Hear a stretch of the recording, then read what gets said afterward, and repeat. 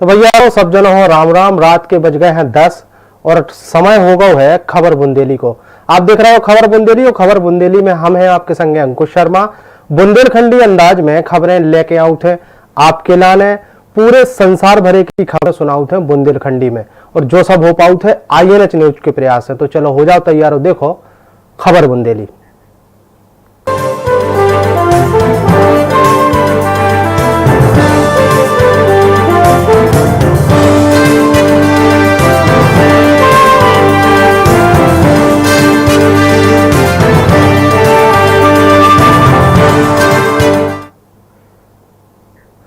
खबर बुंदेली में आज सबसे पहली बात करते हैं छतरपुर जिला की खबर की। जिला के बड़ा महरा विधानसभा क्षेत्र में जनसंपर्क के समय पे भाजपा के प्रत्याशी प्रद्युम्न सिंह लोधी साधुओं के भगवा कपड़ा पे सवाल उठाए हैं। उन्होंने प्रद्युम्न सिंह लोधी ने कही है कि भगवा पैरवे से कोनो संत नहीं हो जाते आए।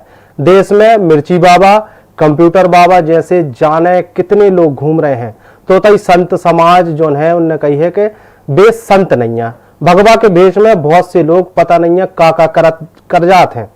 आप सब जानत हो, जब बात भी उन्होंने कही है जो उन पे संत समाज ने इ पे नाराजगी जताई है, और नाराजगी जताउत भय निर्मोही अखाड़ा के पंच महंत भगवान दास ने कही है कि भाजपा के प्रत्याशियों हो साधु समाज से माफी मांगने की जरूरत है और माफी मांगने चाहिए। इसके अलावा भाजपा के जो बड़े नेता हैं उनके प्रत्याशियों में अंकुश लगाने की जरूरत बताई है। संत समाज जो है भी इनसे नाराज भाव है। पहनने से मैं बार बार कहता हूँ कि भगवा पहनने से कोई संत नहीं हो जाता।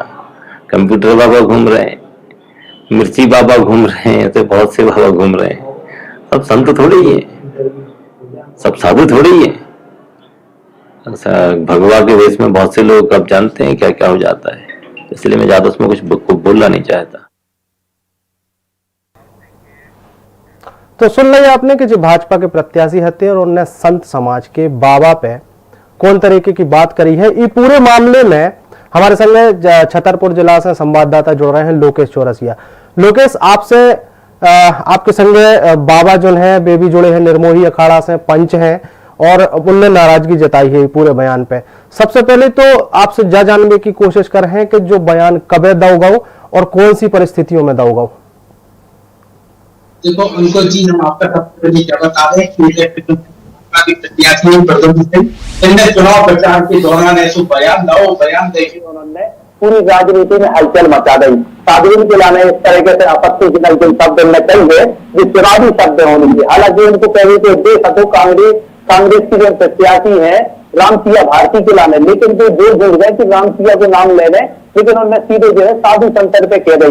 सी बात पे कह दी कि लाने साधु संतन में आक्रोश व्याप्त हो गया, इसे पे बैठक करके जो डिसीजन न हो कि उनको विरोध करो चाहिए, और जो उनके भाजपा के मुख्य शीर्ष हैं वरिष्ठ नेता हैं उनसे जाके जवाब कहो चाहिए, और उन्हें माफी मांगने के लाने भी कहो चाहिए कि उन्हें माफी मांगनी चाहिए कि इस तरीके से अगर शब्द भी इस्तेमाल कर रहे थे जो बिल्कुल गलत है, ऐसे शब्द इस्तेमाल न हो चाहिए और जो मर्यादा के खिलाफ है। भाजपा जो है वो साधु संतों के मतलब भाई अपनी सरकार चला रही, बढ़िया चल सम्मान बराबर बगल के जो उत्तर प्रदेश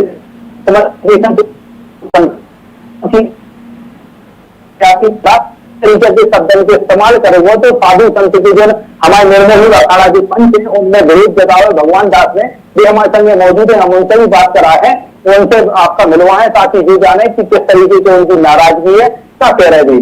तो सीधे हम आपका जुड़वा रहे मान दीजिए किस तरीके से आपने नाराजगी व्यक्त की है, क्या कहेंगे आप?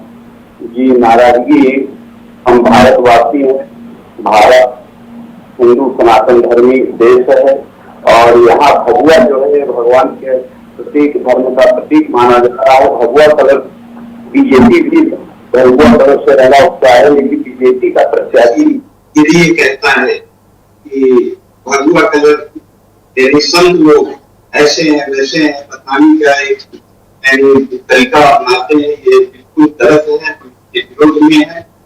ये प्रद्युम्न सिंह जिस सीट बारह से चुनाव लड़ रहे हैं वो भी भारतीय जनता पार्टी से, इनको ध्यान रखना चाहिए कि इस सीट में सबसे पहले उमा भारती साध्वी ने चुनाव लड़ा था, और इतने बहुमत से इतने अच्छे से जनता ने उनको सम्मान दिया था इतने वोट दे करके कि वो मुख्यमंत्री की सीट पे जाके बैठी थी। बगल में हमारे उत्तर प्रदेश है। उत्तर प्रदेश में आज सभी को जानते हैं कि भगवा संघ का जो है चेहरा जो है मुख्यमंत्री के रूप में है, और इनको ये अपने बुजुर्गों से सीखना चाहिए कि भगवा का क्या महत्व है। इस भारत देश में सबसे प्रधान है भगवान, और भगवान का प्रतीक है भगवा कलर, और इस कलर को लेकर के भारतीय जनता पार्टी भी चल रही है। हम साधु संतों को बड़ा कष्ट हो रहा है, भाई जिससे आपकी नाराजगी है उसका नाम दे करके बोलिए, लेकिन भगवा कलर में, भगवा वेश में ये उल्टे सीधे शब्दों का बयान देना मुझे अच्छा नहीं लगा। हमें तो लगता है कि भगवा कलर का कोई ज्ञान ही नहीं है कि भगवा कलर होता क्या है, और भारतीय जनता पार्टी के प्रत्याशी हो करके और भगवा के विरोध में बोल रहे हैं, ये अच्छी बात नहीं है। हम लोगों को इसमें कष्ट हो रहा है और हम इसका विरोध करते हैं। बिल्कुल लोकेश, जो तरीके से हम संत बाबा जी सुन रहे थे और उन्होंने स्पष्ट कही है कि भगवा कलर पे उनके पास ज्ञान नहीं है। चुनाव को समय है, साफ तौर पे देखी जा सकता है कि बीजेपी और कांग्रेस आमने सामने है। अपनी अपनी बयानबाजी से कोशिश जो करी जा रही है कि उनकी तरफा वोट मिल पावे। अब साफ तौर पे जब मानी जाए कि अब भगवा रंग पे राजनीति शुरू हो गई है और ये बयानबाजी से, जैसे कि बड़ी महत्वपूर्ण सीट कहाउत है बड़ा महलहरा, छतरपुर जिले की एक ऐसी सीट है जहां पे बहुत बड़े बड़े सियासी समीकरण बने हैं। बाबा से जब जानने की कोशिश करो कि अब जो उन्हें बयान तो दे दो है, बयान देने के संगे संगे उनकी क्या मंशा रही है जो भी अलग विषय है, लेकिन राजनीति में भगवा पे बयानबाजी कितनी सही है कितनी गलत है, जा उनसे जानने की कोशिश करो। जिस तरीके से उन्होंने भगवा रंग की राजनीति करने का काम किया, ये कितनी सही है और आप क्या नजरिए से देखते हैं, कितना उचित है? क्योंकि भाजपा के प्रत्याशी हैं, कांग्रेस में रहे हैं, भाजपा में आ गए, तो ये कितना सही है बयान देना इस तरीके से? ये बिल्कुल गलत बात है। क्योंकि भारतीय जनता पार्टी तो समस्त संत महात्मा सम्मान करते हैं, और भारतीय जनता पार्टी तथा आरएसएस के प्रमुख लोग किस नजरिए से संत महात्माओं को देखते हैं, भगवा कलर का सम्मान करते हैं, और ये जो बोले हैं ये अच्छी बात नहीं है। नहीं, इनका चुनावी स्टंट है, तो इसको आप क्या देखते हैं कि साधुओं पे इस तरीके से आरोप लगाना कितना उचित है?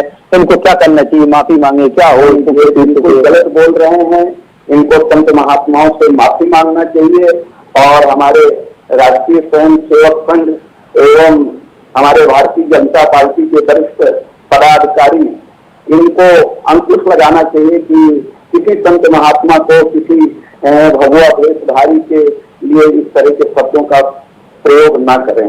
बिल्कुल तौर पे जो तरीके से संत महात्मा को सुन रहे थे उनने पूरे मामले में विरोध जताव है, और विरोध जतावे को कारण भी है कि एक भाजपा के प्रत्याशी ने भगवा पे सवाल खड़े करे हैं, ऊपर टिप्पणी करी है। हालांकि बड़ा महलहरा सीट की अगर बात करें तो उते कई सियासी समीकरण है, और एक चीज और सोच में बारी है कि भगवा पे सवाल उठावे वाले जो बीजेपी के जो प्रत्याशी हैं इनके पहले वे कांग्रेस में हते, कांग्रेस में जब हते तब भी उनकी बयानबाजी ऐसी खूब जग जाहिर होत रहती। हालांकि अब चुनाव को मौका है और चुनाव में सबकी कोशिश रहती है कि वे अपनो माहौल बना पावे, इसे भी बयानबाजी करते रहते हैं। पूरे मामले से स्पष्ट है कि राजनीति चरम पे है। चुनाव के पहले बहुत सारी बातें सुन भी मिलन लगी है और आगे भी ऐसी बातें सुनी जे हैं। हमारे संगे लोकेश चौरसिया जुड़े थे, उनके संगे निर्मोही अखाड़ा के एक संत जुड़े थे। दो जनों को हम बहुत बहुत धन्यवाद करना चाहते हैं। धन्यवाद के संगे अब आगे बढ़े हैं, और आगे बढ़ने के बाद बात करते हैं ग्वालियर जिला की। हाईकोर्ट की ग्वालियर खंडपीठ ने ग्वालियर चंबल संभाग के 7 जिलों के कलेक्टरों हों और एसपीओ हों 14 अक्टूबर तक उनके इलाके में भय राजनीतिक कार्यक्रम में शामिल नेताओं पे मामले दर्ज करने के आदेश दे गए हैं। अब जो पूरा एक बड़ा मामला सामने आ गया है, जो उन पे नेताओं पे एफआईआर दर्ज करने के निर्देश भी दिए गए हैं। इनमें केंद्रीय मंत्री नरेंद्र सिंह तोमर, बीजेपी के प्रत्याशी और ऊर्जा मंत्री प्रद्युम्न सिंह तोमर, मुन्नालाल गोयल, उतई कांग्रेस के जोन नेताओं के नाम इनमें पुराने मुख्यमंत्री कमलनाथ, भांडेर से प्रत्याशी फूल सिंह बरैया, ग्वालियर से पूर्व से प्रत्याशी सतीश शिकरवार, प्रदेश कांग्रेस के कार्यकारी अध्यक्ष रामनिवास रावत, प्रमुख रूप से शामिल हैं जो कांग्रेस के नाम में आए। इन सभी लोगों के द्वारा जो कार्यक्रम करे गए थे उनमें तय संख्या से बहुत ज्यादा लोग शामिल हुए थे। जो उनकी रिपोर्ट न केवल मॉनिटरिंग के लाने हाई कोर्ट के लाने नियुक्त 3 वकीलों ने करी थी, बल्कि याचिकाकर्ता ने भी इन कार्यक्रमों के फोटो और वीडियो हाई कोर्ट में पेश करे थे। प्रशासन की तरफों से जो जवाब कोर्ट में प्रस्तुत करो गए होते उनमें से पुराने मुख्यमंत्री कमलनाथ और भांडेर के प्रत्याशी फूल सिंह बरैया पे एफआईआर और बीजेपी के 3 कार्यक्रमों में एफआईआर दर्ज करवे की बात को जिक्र करो गो हतो, लेकिन कोर्ट इसे संतुष्ट न भव हतो। अभी पूरे मामले में एक बड़ी कार्रवाई जो है खंडपीठ ग्वालियर ने करी है।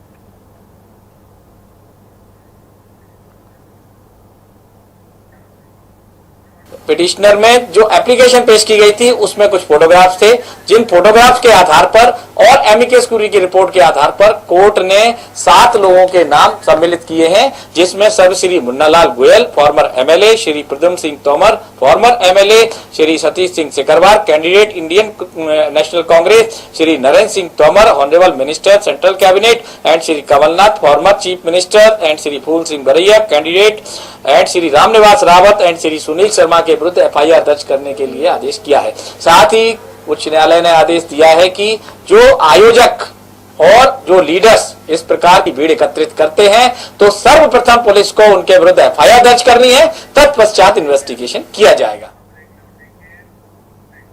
बुंदेलखंडी में खबरों को सिलसिला ऐसी जारी रहा है, लेकिन एक वक्त है छोटे से ब्रेक को।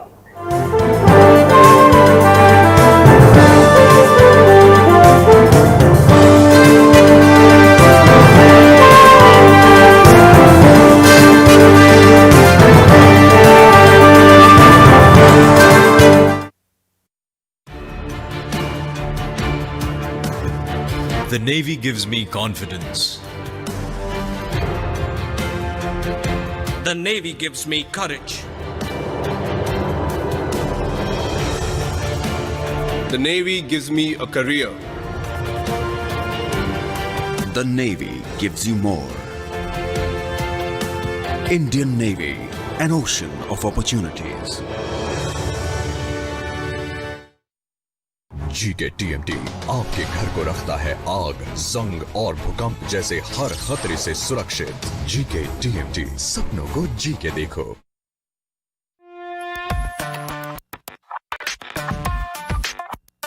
संसार के कोने कोने की हर छोटी और बड़ी खबर, पल पल बदलती दुनिया की हर हलचल पर नजर, सियासत कारोबार से देशों की तकरार तक,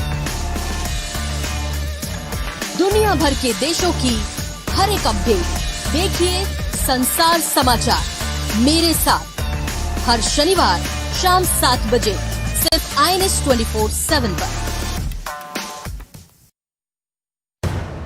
राजनीति जब सरोकारों से परे और नीतियों से विपरीत होकर खो देती है नैतिकता, बयानों की बौछार के बीच जब पनपने लगती है साजिश, हक के लिए जब करना पड़े हल्ला बोल, तो हम बनते हैं आपकी आवाज जोश और जुनून के साथ।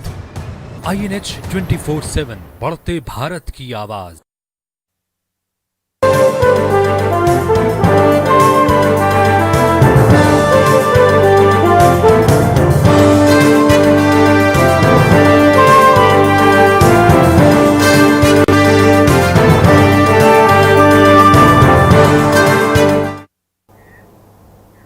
ब्रेक के बाद आपको एक बार फिर से स्वागत है। बात करते हैं मध्य प्रदेश की खबरों की। मध्य प्रदेश में उपचुनाव को लेकर कोरोना गाइडलाइन जारी करी गई है, लेकिन कई नेता जो है वे कोरोना के नियमों को पालन नहीं कर रहे हैं। ब्यावरा में नामांकन दाखिल करने पहुंचे भाजपा के प्रत्याशी नारायण सिंह पवार और कांग्रेस के प्रत्याशी रामचंद्र दांगी पे कोरोना गाइडलाइन को पालन न करने पर प्रकरण दर्ज करो गया है। चुनाव आयोग ने कोविड-19 आपदा प्रबंधन में धारा 51 और धारा 188 के अंतर्गत मामला दर्ज करो है। बता दें कि नामांकन के दौरान 2 ही जनों की प्रत्याशी जो है 2 पार्टियों के उनके समर्थकों की भीड़ के संग पहुंचे थे। इस दौरान न प्रत्याशियों ने फिजिकल डिस्टेंसिंग को पालन करो है, न समर्थकों ने।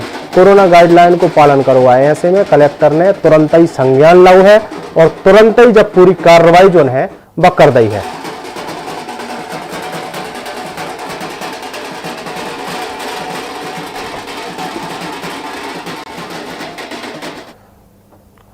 बात करते हैं दमोह जिला की खबर की। दमोह में एक सरकारी कर्मचारी के द्वारा अपनी 9 महीना की गर्भवती घरवारी हो घर से बाहर निकाल देवे को मामला सामने आओ है। जो मामला जो है सामने आवे के बाद इतने महिला जो चाहती जब भटकत भाई कोविड सेंटर जो है उते को दमोह को उते से पहुंची हती और महिला सशक्तिकरण अधिकारी के माध्यम से फिर वो वन स्टाफ सेंटर में भर्ती कराया हुआ है।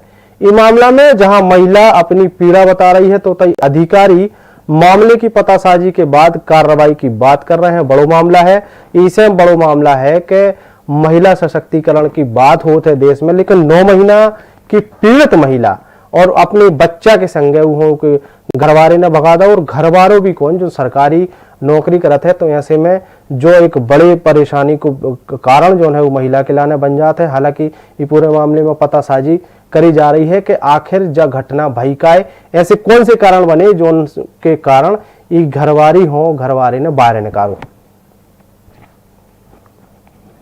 दिक्कत रहती है हमेशा से शादी के बाद से ही जो उनको चाहिए थे पैसे वगैरह तो वो उनको उतने नहीं मिल पाए, तो उनके घर वाले भी और वो भी परेशान करते रहते हैं हर टाइम पैसों के लिए। और जब से बच्चे हो गए तो मैं नौकरी नहीं कर पा रही हूँ, तो हर चीज़ में वो दिक्कत निकालते हैं और कहते हैं तुमको गोबर उठाना नहीं आता, ये नहीं करना आता है।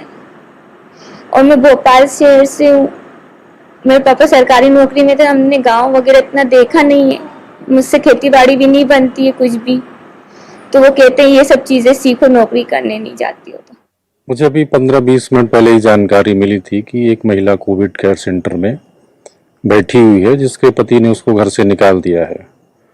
तो मैंने उसको देखा और मैं गया था वहाँ पर, क्योंकि महिला ऐसा पता चला कि 9 महीने गर्भवती है, इसलिए मैंने उसके लिए ऐसा इंतजाम होना चाहिए कि जिसको धक्का ना लगे ज़्यादा, गाड़ी वगैरह की व्यवस्था करके वन स्टाफ सेंटर उसको पहुँचाया गया है। अभी उसको रहने की और खाने की वहाँ पर व्यवस्था की गई है। ऐसा उसने बताया कि उसका मायका भोपाल में है और वहाँ उसका ज़्यादा कोई जानकारी है नहीं, इसलिए वो कोविड सेंटर में बैठी थी। अभी हमने ज़्यादा डिटेल नहीं ली है, वहाँ पर उसके रुकने और खाने का इंतज़ाम किया है। सुबह भी जो भी उसकी समस्याएं होंगी और जो काउंसलिंग की या किसी प्रकार की हेल्प की उसको हो सकता है, वो सभी सुविधाएं हम उसको उपलब्ध करवाएंगे। तो जो एक परेशानी भरी खबर कही जा सकता है वो महिला के लाने, हालांकि प्रशासनिक जो मामला है जहां वो महिला हो पहुंचा हुआ है उतो की व्यवस्था करी जा रही है, लेकिन ये पूरे मामले में जो घटना घटी का है महिला हो बाहर कार्य निकाल होगा कछु खबर में समझ में आ रहा है, लेकिन अब उसके बाद पूरी परिस्थिति का बनी है। उसके लाने हमारे संगे जुड़ रहे हैं दमोह जिला से विजय श्रीवास्तव। आपसे जानना चाहते हैं कि अब महिला वन सेंटर पहुंच गई है, उसके बाद की परिस्थितियां का बनी है, अब तक का हो पाओ है। हम आपको बता दें कि दमोह जिला में जो मामला हो तो इकला ने हमने कई बात कही कि मानवता को तुरंत करने वाला मामला है। और ये महिला है जो रंजना साकेत नाम है महिला को, इनको पति भी ब्लॉक कोऑर्डिनेटर है प्रधानमंत्री आवास योजना में दमोह जिला के बटियागढ़ में। लेकिन एक बात हम आपको बता दें कि जो सब घटनाक्रम जब रात में घटित हो और महिला सशक्तिकरण के अधिकारी ने निकला है कोविड-19 सेंटर में भर्ती करो वन स्टाफ सेंटर में, लेकिन इसके बाद भी अभी तक जो स्थिति सामने आई है कि नहीं के पति ने कोनो बात मानी है, वो अपनी पत्नी के लाने घर लेके गए है और ने उन्हें हामी भरी के हम अपनी पत्नी को ले जा रहे हैं।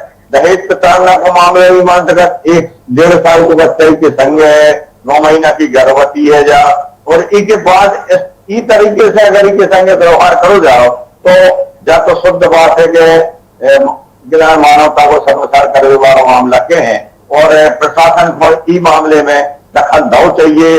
और इसके बाद जो सरकारी कर्मचारी है उनकी मानसिकता की बात करी जाए तो ऐसी मानसिकता निभाव चाहिए।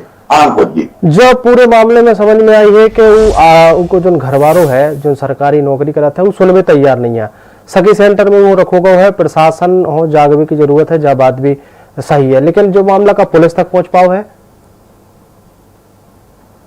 एक बात बता दें कि प्रशासन ने अभी तक दखलंदाजी नहीं करी है, महिला ने रिपोर्ट नहीं करी। अगर महिला की रिपोर्ट हो करती तो निश्चित है तो कि पुलिस मामला दर्ज करती, लेकिन जो महिला सशक्तिकरण अधिकारी हैं उनने कही है कि महिला की बात पुलिस तक पहुंचे हैं और अगर पति नहीं मान रहा है तो उसके बाद उसके खिलाफ मामला भी दर्ज करवा दे। बिल्कुल, आप नजर बना रही हो, देख रही हो कि पूरे मामला में कहा होता है। फिलहाल आपको धन्यवाद करना चाहते हैं और आगे बढ़ गए कि पहले आपको बता दें कि ऐसे मामले जो है बहुत जगह सामने आए थे, लेकिन जिस जो तरीके से पूरी खबर में सामने आया है कि महिला ने अभी तक रिपोर्ट नहीं करी है, इसे कछु हो नहीं पा रहा है। आगे बढ़ते हैं, बात करते हैं भोपाल की। बीजेपी ने प्रदेश की 28 सीटों पर हाईटेक प्रचार शुरू कर दो है। भोपाल में मंगलवार हो मुख्यमंत्री शिवराज सिंह चौहान ने प्रदेश कार्यालय से हाईटेक रथों हो हरीडो झंडा दिखा के रवाना कर दो है। हालांकि इन रथों पे ज्योतिरादित्य सिंधिया की फोटो कहूं नहीं दिखानी आए। रथ पे केवल मुख्यमंत्री शिवराज सिंह चौहान, प्रदेश के अध्यक्ष बीडी शर्मा, प्रधानमंत्री नरेंद्र मोदी और राष्ट्रीय अध्यक्ष जयप्रकाश नड्डा की फोटो जो है बाबर दिखा रही है। वीडियो रथ से सिंधिया की तस्वीरें गायब रहने के मामले में जब मुख्यमंत्री से सवाल करोगे तो उन्होंने कही है कि सिंधिया अन्याय के खिलाफ खड़े होकर हमारे संगे आए हैं। वे हमारी टीम के नाम सबसे अहम है और हमारे परिवार के सबसे अच्छे सदस्य हैं।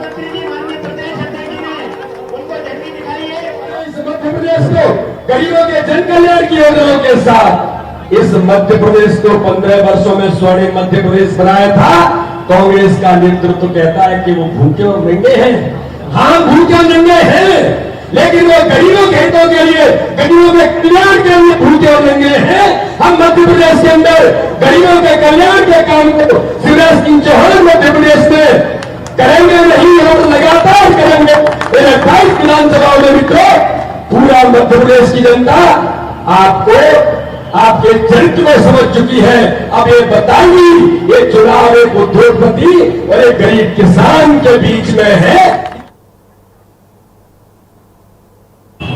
ये हमें नंगा भूखा कहने वालों, तुमने गरीबों की संपत्तियों का क्यों छीनी, इसका तो जवाब दे दो। हमें नंगे भूखे दो। तुमने कन्यादान का पैसा क्यों छीना, इसका जवाब दो। हमें नंगे भूखे रहने दो। तुमने लाडली लक्ष्मी बंद क्यों की, इसका जवाब दो। हम नंगे भूखे। तुमने बच्चों की फीस भरवाना क्यों बंद की, इसका जवाब दो। हम नंगे भूखे अच्छे हैं। तुमने प्रधानमंत्री आवास योजना की गरीब की कुटियां बनवाना क्यों बंद की, इसका जवाब दो। तुमने किसान को कर्ज माफी के नाम पर छीना, इसका जवाब दो। हम नंगे भूखे अच्छे हैं। तुमने 0% ब्याज पर कर्जा बंद किया, इसका जवाब दो। आगे बढ़ते हैं, बात करते हैं गुना जिला की। बमौरी में पुराने मुख्यमंत्री कमलनाथ ने पार्टी के प्रत्याशी के लाने वोट मांगे हैं। चुनावी सभा में कमलनाथ ने कही है कि जो महाराजा को क्षेत्र है फिर भी बमौरी में पढ़ाई लिखाई की व्यवस्था नहीं है, जबकि उनके खुद के स्कूल कॉलेज संचालित हैं। कमलनाथ ने कही है कि बमौरी की जनता बिकाऊ नहीं है। मुख्यमंत्री शिवराज सिंह चौहान पर निशानों भी साधु है उनने। सिंधी तो कहते थे मैं जाऊंगा अपनी कलाकारी से जनता को, किसी को कहूंगा मामा हूं तब कहेगा मैं किसान का बेटा हूं। मैंने तो कल कहा था शिवराज जी, आप तो सलमान खान और शाहरुख खान को भी शर्मिंदा कर देंगे। आप चले जाइए मुंबई, मध्य प्रदेश का नाम रोशन करिए, कर लीजिएगा कलाकारी, कर लीजिएगा अपनी एक्टिंग। या जनता के सामने कभी आप कहेंगे कि मैं, जनता मेरी भगवान है। आपके भगवान जनता नहीं है, आपके भगवान तो वो माफिया है जिससे आपने मध्य प्रदेश की पहचान बनाई। आपके भगवान तो मिलावटखोर है। तो भैया खबर बुंदेली में आज के लाने इतना ही। कल हम फिर हाजिर होंगे यही समय पे यही बोली के संगे। तब तक के लाने आप हमें दे इजाजत। तो देखत रहो आई नेट 24/7। जय राम जी के।